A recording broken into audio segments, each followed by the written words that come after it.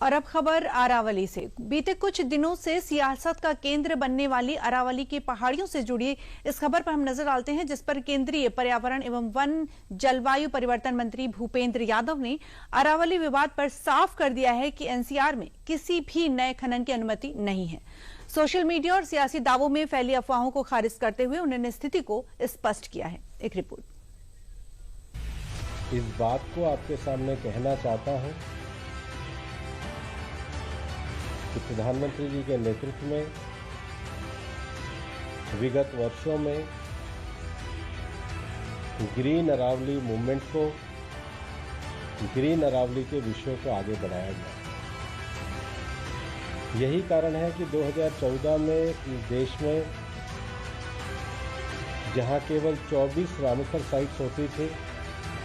भूपेंद्र यादव का यह बयान पिछले कुछ दिनों से देश में फैले अरावली को लेकर शुरू हुए उन सभी विवादों पर सीधा विराम है। इस बयान में वो सच्चाई है जिससे देश की जनता अनजान थी। दरअसल देश भर में ऐसी अफवाहें फैली थी कि सुप्रीम कोर्ट ने अरावली पहाड़ियों की नई परिभाषा को मंजूरी दी है और अरावली पहाड़ियों की परिभाषा में बदलाव कर इसमें बड़े पैमाने पर खनन की अनुमति दी गई है, जिसको लेकर केंद्रीय वन एवं पर्यावरण मंत्री ने प्रेस कॉन्फ्रेंस कर उन सभी रिपोर्टों को खारिज कर दिया है जिनमें इस तरह का दावा किया गया था। अरावली में कोई भी रिलैक्सेशन नहीं दिया गया है। पहली बात, अरावली भारत के 4 राज्यों में है, दिल्ली, राजस्थान, हरियाणा और गुजरात। टोटल अरावली 39 डिस्ट्रिक्ट्स में है। अरावली की पिटीशन 1985 से चल रही है। कुछ YouTube चैनल ने और कुछ लोगों ने एक कंफ्यूजन खड़ा कर दिया कि 100 मीटर का अर्थ होगा टॉप के 100 मीटर। ऐसा नहीं है। उसका जो बेस स्ट्रक्चर है, जो पर्वत का बेस स्ट्रक्चर है, अगर वो जमीन के अंदर भी 20 मीटर है, वहां से लेके 100 मीटर तक प्रोटेक्शन है। तो जो 100 मीटर का प्रोटेक्शन है, जो लोगों ने कंफ्यूजन करा है कि मतलब ऊपर का 100 मीटर है, नीचे खुदाई कर सकेंगे, वो नहीं है। मैं आपको फिर क्लियर कर रहा हूँ। 100 मीटर का अर्थ है टॉप 100 मीटर से बॉटम के अंदर तक जो उसका पूरा फैलाव है। पहाड़ी तो ऐसे होती है, तो उसका बॉटम तो बड़ा होता है। जहां तक उसका बॉटम जाएगा वहां से लेके 100 मीटर तक प्रोटेक्शन है।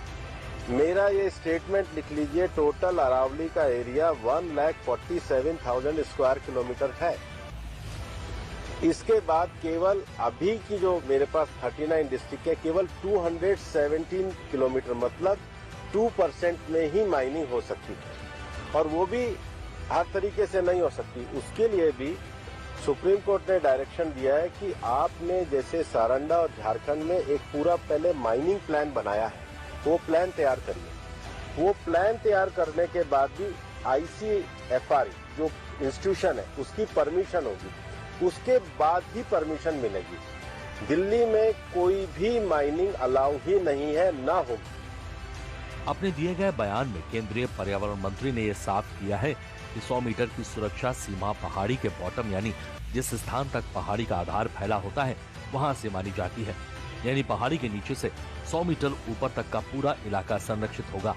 इसके बावजूद कांग्रेस और NSUI के कार्यकर्ताओं ने सोमवार को विरोध प्रदर्शन किया और सड़कों पर मार्च निकाला।